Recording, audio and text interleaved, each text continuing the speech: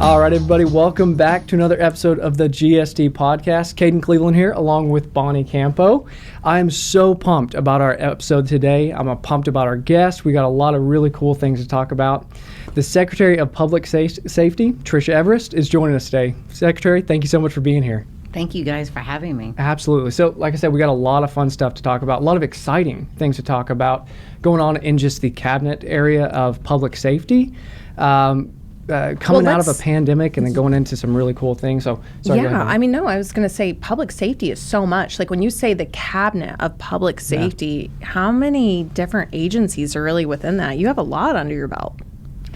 Technically, there's 55 agencies, but there's really about 9 to 15 that rise above, and the others kind of feed into those main agencies. Okay, it's kind of like sub-agencies that report up through the larger ones. Interesting. Okay. But we're talking like OHP, DPS, like all of these like major people that you hear about every day in the news. The most important things in state government. Yeah. Public safety.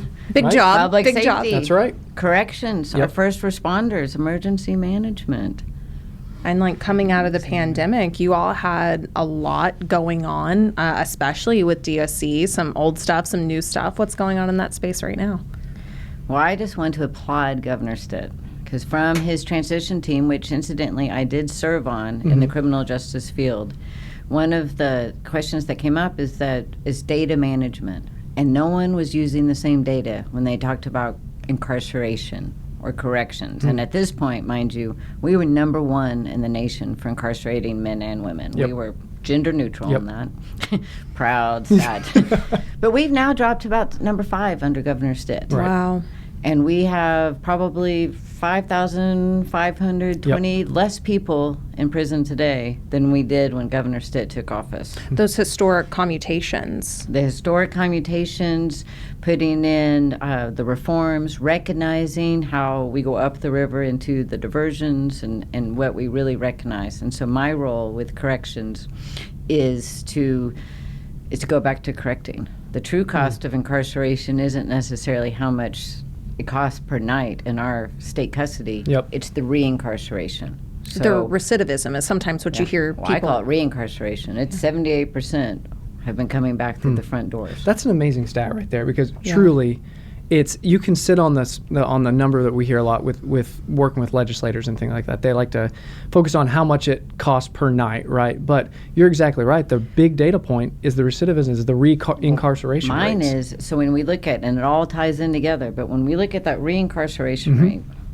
what it is that it's harder to articulate because it affects the counties. Right. Because we're sending people back out historically from a nationwide warehousing system of prisons into send people out and back into communities where they are worse off. I mean, smartphone technology came out when someone was Rip Van Winkle in prison. You have others, you go back to a neighborhood that if we haven't addressed why someone was offending, then they're going back and half the people on the street corner saying, welcome home, and the other half are scared, and we've sent them home, in many cases, worse off. Yeah. So the public, the people living in those towns are afraid because they don't have the education. They're afraid, and then you get reincarcerated. Again, 78% are going to and so the cost to me, and I'm aware of the cost to counties, is truly the rearrest, the medical cost. These are not mentally well, physically well individuals. And then they're coming in, they cost the counties, they cost the jails, and they cost the money. But that's harder because 77 counties have never communicated what any of these costs are. The hospitals, the jails, the courts don't communicate. So from that transition team, it became, what does data look like? And how do we communicate it? And then in the governor's first 2 years, he had the Restore Task Force, but he really engineered where we start building offender management system where all of these will tie together. Yes, yeah. So I am thrilled that we are in year 2 of what will be 5. The legislature invested millions into this. And to give you an example, from a county level, it could take 7 sheets of paper to get someone from jail just for an appearance in court. And then when they went to the Department of Corrections, it was just 1 sheet of paper, not a driver's license, think about all the Sarah Stitt Act. We know At some point, they had a driver's license, but because no one has ever connected the systems. Yep. And so now we have Marquee. It was a great bidding process, vendor agnostic, so that we can have any types of vendors that come together, but to make sure that we can tie this into the court system. It's starting with getting everything from paper into the files, and then we started with I don't know the actual technical term. You guys are more the techies. But as it connects to, we started with the probation services. So we will start linking. So that basically, if you think about it, I can wear a bracelet from the minute I'm arrested with a barcode. And should I have to be justice involved and come into incarceration, we can follow it through the entire system. We will not eventually have to ask questions all the time. And we can truly tackle the part of, from the governor's perspective, and mine as secretary, is when we go in, we learn through Restore Task Force that if someone knows my name, I find some form of faith, and there's a plan, then that 78% will be flipped upside down. Those are the ones that generally succeed without having to come back. How cool is that? That is amazing. And now I get to go Sarah inside and work. And that costs nothing to go in there and rethink from a warehousing sense to how do we have what will now become labor force ready people into a plan to make them tax paying, entrepreneurial, community-driven citizens. So you mentioned Sarah Stead. Yeah, so Sarah Stead Act, you had mentioned that briefly, and for people that don't know Secretary Everest, we can go in deeper detail, but this is preparing people when they are released with that ID, making sure when they get back into their communities, it's not a fight just to get what they need so that they can reacclimate into society. I love it. So as a warehousing system, in warehousing, historically, and I mean nationwide, I'll never put this on Oklahoma. Oklahoma is just going to be the top 10 and the standard of how we change it. When you warehouse, no one was paying attention. No one was paying attention when people came out. And that cycle could continue. So in the Sarah Stead Act, which is fantastic, and I applaud the First Lady and I applaud the legislature for working with her. But again, I started just moments ago saying at some point we actually knew someone had a state ID or a driver's license. So now we can take it even further. So I use the Sarah Stead Act as an example of this is great, but we can do it even earlier. And we can capture that information before they come into the state custody so that we can pay up, have it renewed while they're in custody. And be able to recognize it. And you talked about connectivity too, so I think a part what I was of going that. to jump on was the offender management system that you kind of broke down there, and the connecting the dots that were individual silos for really the history of our state, and now for the first time in state history, it's all coming together to track somebody through a whole system all at one time. Is that a fair explanation? It's a very fair, and to track all of the silos together. That's amazing. Because when we're able to share that data, and then we can also understand the data better. Right. That's cool. And we can look at what the true effects are in a county, and also recognize, again, a lot of this is going up. There's some people who need to be locked up. And there's some people who may not be ready to come out under any circumstances. But generally speaking, if we can come through, I can tell you that in one of our largest counties, at one point in time, there were 106 pages, single file, of people aged 50 and above that were habitual offenders that were spending time in county jail that had come back through. I mean, this is a lifetime. So if we can start cutting that off and then work upstream, which everyone is talking now about mental wellness. We're all talking about substance abuse. And how we come up, and I work with the district attorneys, and they're doing a phenomenal job of looking at justice ahead of time. That doesn't mean incarceration. What are our alternatives? And we're starting to use them. Well, I think some people forget the way data was warehoused before is there's a famous photography shot of a bunch of boxes with paper in a gym, and those boxes represented people, and these sheets of paper had to follow that person from facility to facility, and so every time they were moved from one to the other, you had to take the physical paper. So we've come leaps and bounds, but then We're getting there. Well, yes, and then like the other connectivity parts. Which is why these things are important, so that people know that they can buy into that we need companies that listen to this. That's right. To this podcast, and recognize that they too can be a part, because there's going to be a component that they can log into and be able to connect. That's it wasn't that we chose one vendor to connect everything. Yeah. It was, how do we choose these individuals and being able to create? And now with technology, I mean, the sky is the limit. So I want to take this opportunity for anyone who's paying attention, come, let us know you're there, and let us know what we can do together. So you mentioned a few things there I just want to capitalize on and really hone in on, because I feel like the state government as a whole, you talk about data, specifically with DOC and what public safety in general is doing to utilize data. I feel like that's a common theme throughout state government as a whole. And then also you mentioned mental health. So real quick, can you talk a little bit about the leadership at DOC, Director Scott Crow, who we talk about? We've talked about him, mentioned his name at least, in just about every single one of our episodes. Can you talk a little bit about? Thing? No, it's a good thing. Yeah, it is. It's like when you're doing big things, you get mentioned. He's our Easter egg that we drop. But can you talk a little bit about the leadership that he is bringing to DOC, and then also I think you've had some other leadership changes within your cabinet here recently. So sorry, one question at a time. Okay. If I forget, then remind me. Completely fine. Yeah. But historically, I can say as I sit here that I am the first non-law enforcement Secretary of Public Safety. And historically, prior to Governor Stitt, most governors, if not all, would peg the Commissioner of Public Safety, which is over Highway Patrol, to serve as their cabinet secretary.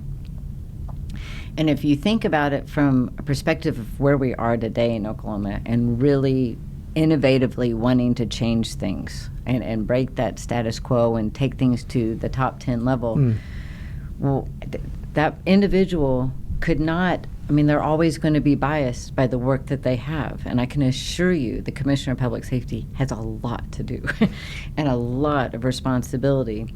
So when you mentioned Director Crow, never before would the Department of Corrections ever have a secretary or have leadership and representation from the executive branch that is hands-on willing to say, let's do this. Yep, right. And to be able to know what that even means. And so it helps to, corrections by themselves are not innovative, imaginative people. But when you have leadership that's able to work alongside Director Crow, who also does not want to live in a warehousing system, because it's the well-being of all people involved. Right. For all of our employees that are in there, the better we treat our employees, the better we treat people, the more human we are, the better we all are. And that we can improve that quality of life while we responsibly lower the incarceration rate and have more people out on the street. So on that side, I'm really excited to work with Director Crow, because it gives him the opportunity to be able to dream big where he hasn't been given that channel before, nor has the department ever been able to. So I believe you were alluding to a new commissioner at DPS. And so now I'm going to go back to the DPS part. So as we move from, I think I covered it all. Oh yeah, you got Department of Corrections, Scott Crow. So during my tenure, the Commissioner of Public Safety, John Scully, had offered 2 years of service, and his 2 years would be coming to completion, which he did resign September 3rd, I believe, of this fall. And what's quite remarkable is as the governor selected Tim Tipton, he's a captain, and now Commissioner Tim Tipton, who started such a fun name to say, Tim Tipton. It is fun to say, on September 10th. So as a secretary, it's a remarkable time for me to be able to serve as the secretary through this transition, because, I'm just going to take a moment. John Scully, under his leadership and team, they had the trifecta of what I hope was the worst time for the public safety. We had national calling to defund police. We had an international pandemic, and the state, federal government was calling in the real ID and was making it mandatory, and the state for over 10 years had not responded, was suddenly having to respond to something. And so I certainly commend than Commissioner Scully on having to handle and navigate the ship through that. Yeah. And so most things have settled. You all have discussed before, we have a mega center now in Tulsa and one in Oklahoma City. We've really changed the way that we're processing real IDs. We have it down where people will text me and say in 15 minutes they went and got a real ID, and that we're really fixing that backlog. We're fixing the backlog that also was part of the pandemic and everything closing. Right. In Oklahoma in particular, our troopers are back to superheroes. We're not as much talking about defunding police. We're talking about responsibly working with police. Right. So each thing has softened. And so for the Commissioner Tipton to come in and have a new one, it is a tremendous time, because this is the time where we get to focus on our people and really recognize. And I applaud Governor Stitt for selecting someone who not only is a national known trainer of use of force, is exceptional with attack teams. He's well recognized, but he is the one that has been in the field. I mean, he has been in the trenches with the troopers, and if anyone is to address where we really have had a lacking of morale and recognize that troopers matter and that our entire department and our civilians matter, then I look forward to working with Commissioner Tipton. That's cool. And how we push that forward. That's his number one initiative, right? Is Number one making- initiative. Yeah. And I think people right now need strong leadership. Like you said, coming out of a pandemic for anyone is Yeah. hard, and especially public safety. You all dealing with the real ID issues. I think that's the other thing we really wanted to emphasize. If you haven't gotten one, wait times are down, and they're in two of the biggest areas in Through Oklahoma. December. Yep. Through December. Go now, right? You can Don't still make procrastinate. appointments. Yeah, you can still please. make appointments at any of our department tag agents, but certainly Yep. do not take advantage of going. No appointments necessary. They're Absolutely. open late, open on weekends.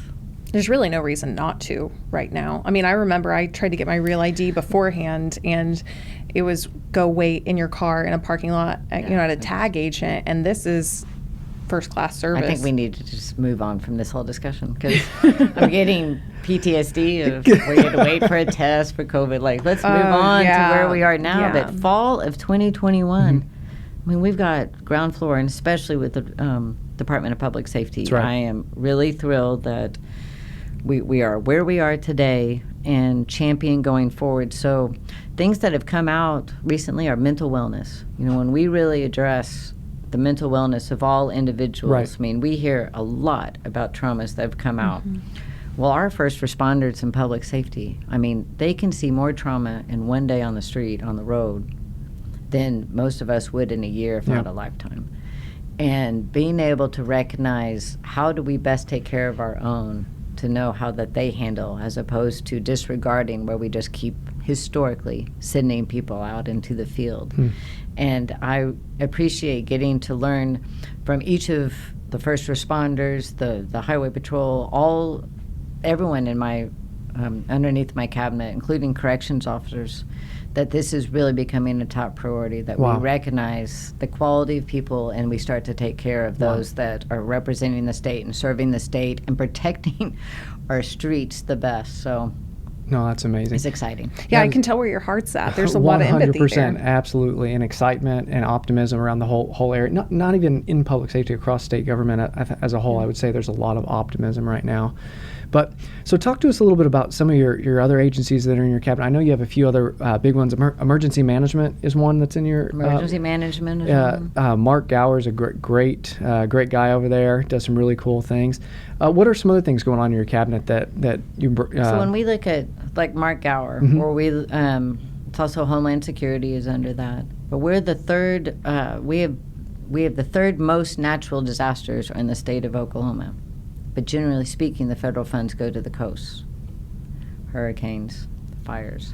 So it's been interesting during my time, and the governor's worked really well with our delegation in Washington, and has really encouraged that we work well with our delegation in Washington. And so I really look forward to helping Mark and the Office of Emergency Management in ways of recognizing how we put Oklahoma back into the system, so that policies, believe it or not, are not always created equal, and thinking about the entire nation. So we have an opportunity under Governor Stitt and during this time to really recognize that when policies are made in Washington, that they're not coastal recognized, that they really affect especially Oklahoma and our rural parts. Middle America, and that's what Middle America. And we are sitting here as a perfect example with the top 10 in natural disasters. Oh, nice. That's one of the top 10s that we can't really do anything about, right?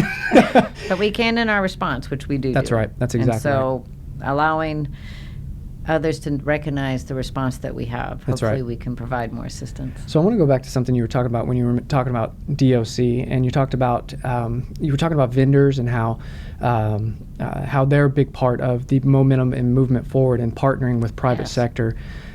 We have an upcoming State Suppliers Expo that the state is hosting, where we're bringing in private sector businesses to learn what the state has going on. Can you talk a little bit about some of the projects going on other than the ones within DOC that maybe we can promote to some vendors and get out there? Well, one of the things that we've done with the Department of Corrections, I know you wanted me to talk about other groups too. No, that's great, yeah. Besides the offender management and being able to create the entire pipeline of the system, I mean, we can. Absolutely. That's on its one side. That's a podcast in itself. Love it. Generally speaking, we have our phone contractor, which is Securus, has provided tablets. Soon, all of our inmates will receive these tablets, and they will be able to use them where we can uniquely recognize what those needs are for the individual. So let's say that someone does have mental wellness issues, mental health, or they want to, we can start working on different trades. So I talk to businesses and say, okay, I want to train people 2 years before they leave. What do they need? We can train paralegals, nurses, welders. And at one point, we use these tablets to specialize whatever education or whatever services they need. So we're able to better serve the individual to give that plan, but to be able to do it on such a grander scale. Yep. And then when you do that, you have others that come in, and so you can have mental health providers that are able to come in through that. People are able to talk to their sponsors if they're in an Alcoholics Anonymous type program. They can talk to the priest and be able to have a different communication system that not only is individualized, safe, and secure, but also a huge bridge into that creation of, we're in a labor shortage. That's right. So we've got 20,000 people sitting in our state custody where we can at least start working on 10,000 of them to come out. So you're talking about virtual learning options. I think the rest of the world can relate to that. So many people say, well, I did that. And now with the capabilities that we've gained after going through such a growth period, you are getting to pass that on to people who otherwise wouldn't have had that option. It's like, now's the time. And Bonnie, that's great. So anyone who is listening and who wants to come to the State Expo, we have had individuals that came because they created certain technology services specifically because of COVID.